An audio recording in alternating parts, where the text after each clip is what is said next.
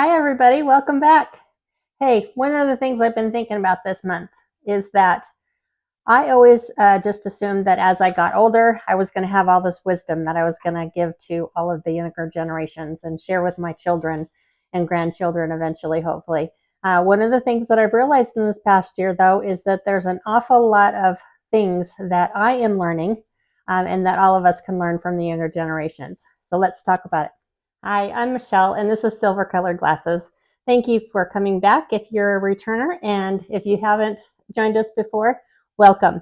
On this channel, we talk everything from seniorhood, aging, pre-planning for retirement, travel, living solo, and just lifestyle in general. So thank you for being with us. In this video, I wanted to talk to you a little bit about what I've been learning for the last year in terms of conversations that I've had with my kids and just watching the younger generations and some of the things that they are experiencing, some of the things that they are embracing, and some of the things that I continue to hold on to and do in my daily life or in my work life that they are teaching me maybe could change and could make my life a little bit better.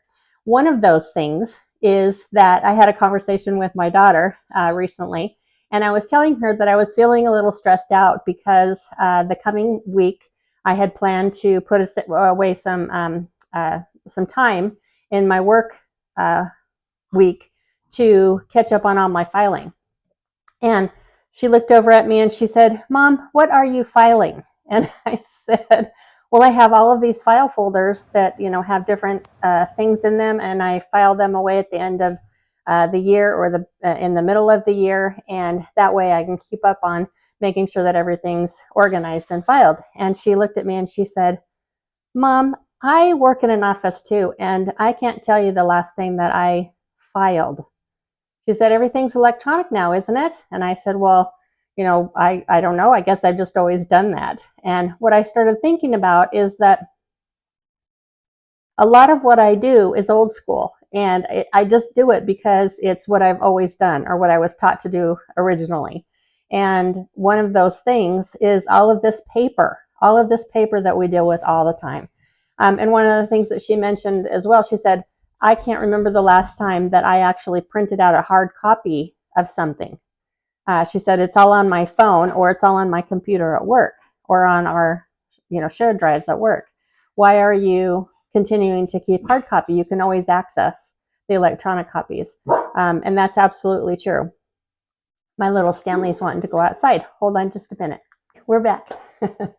And one thing I talked to her about is the fact that I have my whole office is full of file cabinets and file folders of everything that I've been working on for the last, 30 some years. And I told her that one of the things that I wanted or felt like I needed to hold on to was that in my job, I deal with a lot of the legal stuff that has to do with our business, and that I needed to keep all of those in hard copy for legal reasons. But one of the things that I found out this past week when we had a visit is that I no longer have to do that either. And so again, it's the younger generations teaching us that some things are just no longer required. We can still access those electronically. And also what I've realized too is that it's the same thing with paying bills. We can do that electronically. We can do that on the websites. My children don't write checks. In fact, my son the other day was telling me that one of their customers came in and was writing a check, and he said, "Mom, I don't even have checks." He said, "And even if I had checks, I don't have any stamps. And even if I had stamps, I don't have any envelopes." He said, "Why do people write stamps or write checks still?"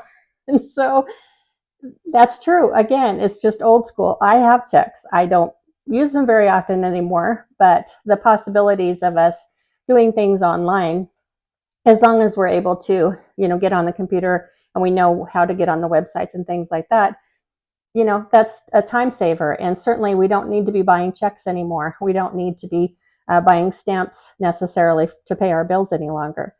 So that's another thing. Receipts are another thing. My kids take pictures of their receipts and then give them back to the servers, or, just don't take the receipt at all. I still keep receipts. I still keep them. And what is the purpose of that? Well, I again think I need to be able to access those later on. We can do that electronically as well.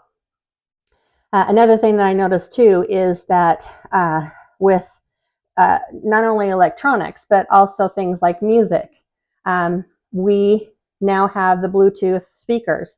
I didn't even know much about those or how to work those. My kids got me a Bluetooth speaker, and now we use that all the time. So the age of having stereo systems like we used to, and I mean, I had a stereo system, in my bedroom that my parents bought for us for Christmas one year, that had all of the latest in there when I was in high school. But kids don't have stereos anymore. Kids don't have or even listen to the radio any longer.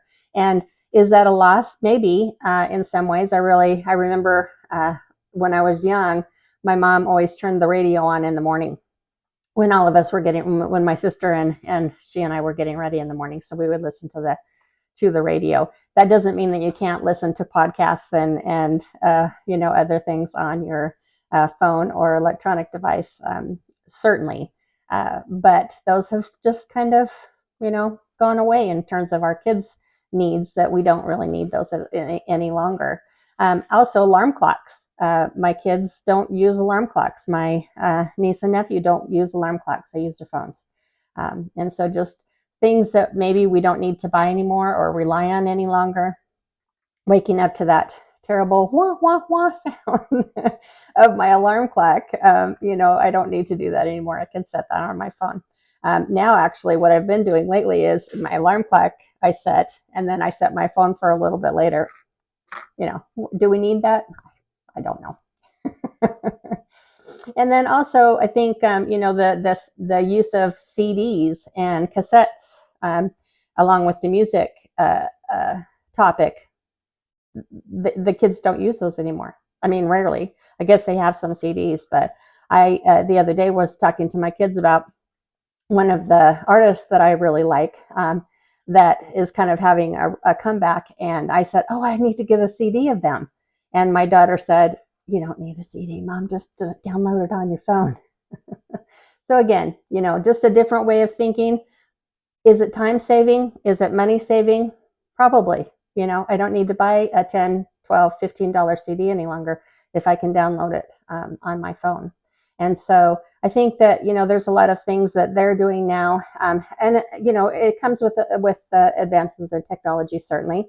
We didn't have some of the choices that we have now.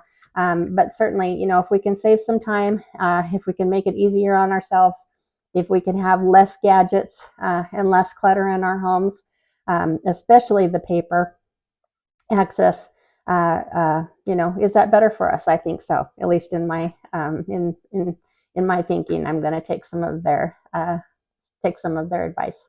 Another thing too that we've been talking about recently is the kids nowadays don't use cable. They're saying absolutely no to cable.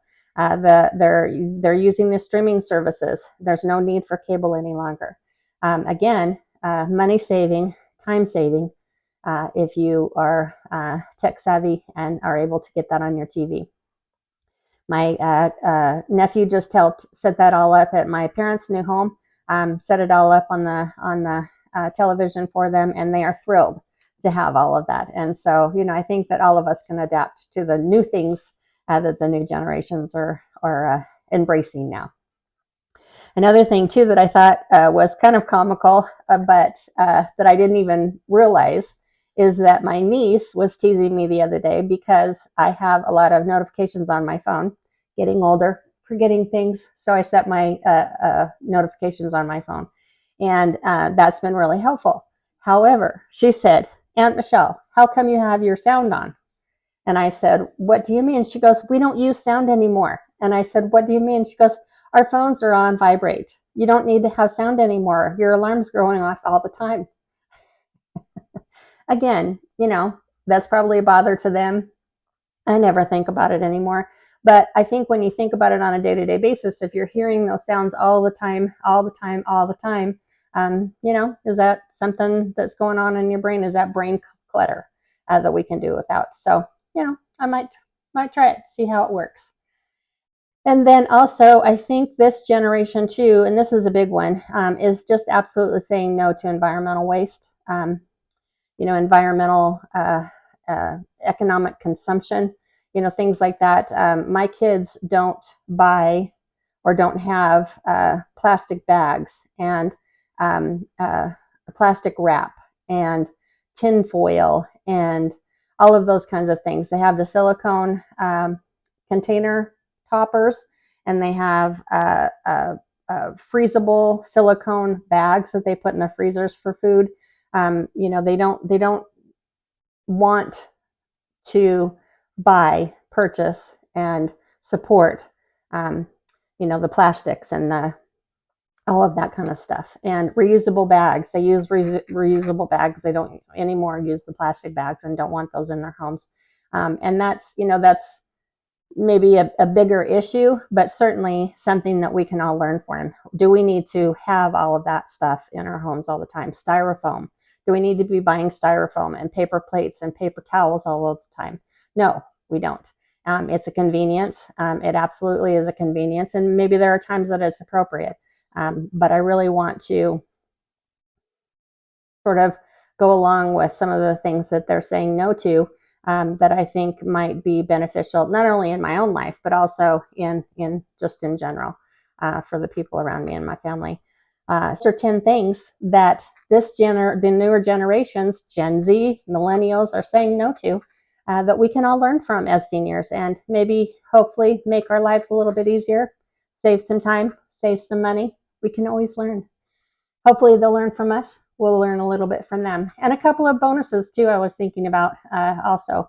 The long-term employment, the commitment to staying with the same job your entire life like it used to be. I always thought that was, it gave me a sense of pride that I had been with the same company for a very long time.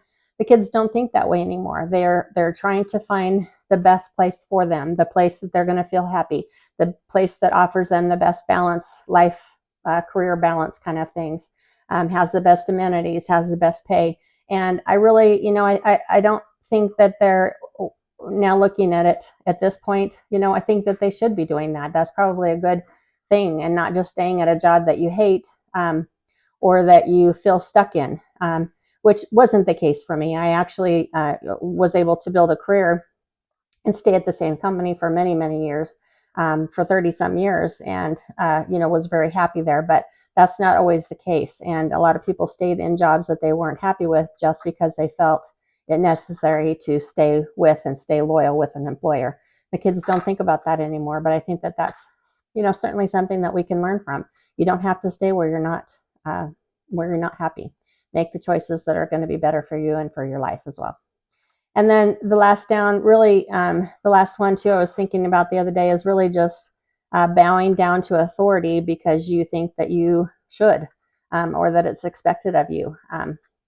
Our newer generations are standing up for themselves and speaking out for themselves. And I really think that that's a plus too.